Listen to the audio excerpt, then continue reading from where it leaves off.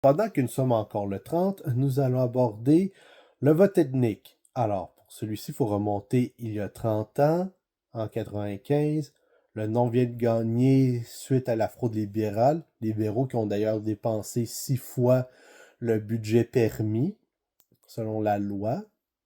Or, dans son discours, Jacques Parizeau prononce la tristement célèbre phrase « Argent et vote ethnique ».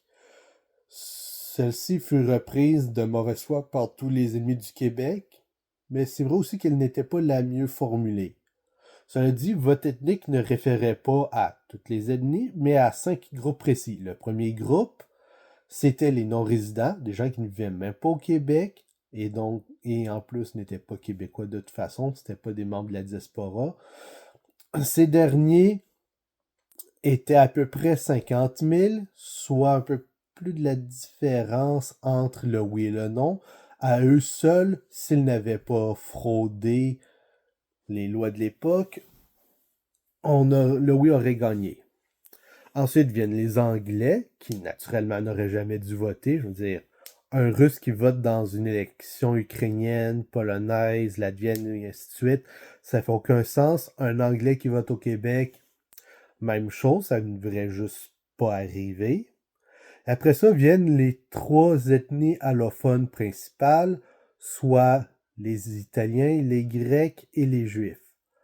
Alors, je sais, vous allez me dire que le Juif, c'est une religion, c'est pas une ethnie, mais on se comprend.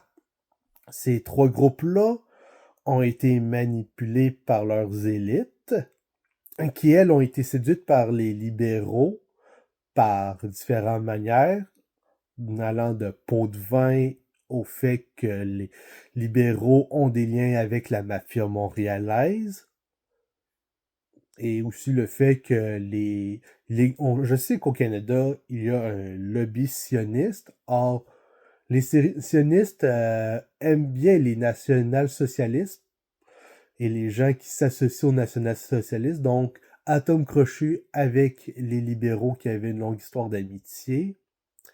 Mais bref, il y a le pire des communautés qui ont influencé les dites communautés à voter à 90% contre les gens qui les avaient accueillis et à leur cracher dessus.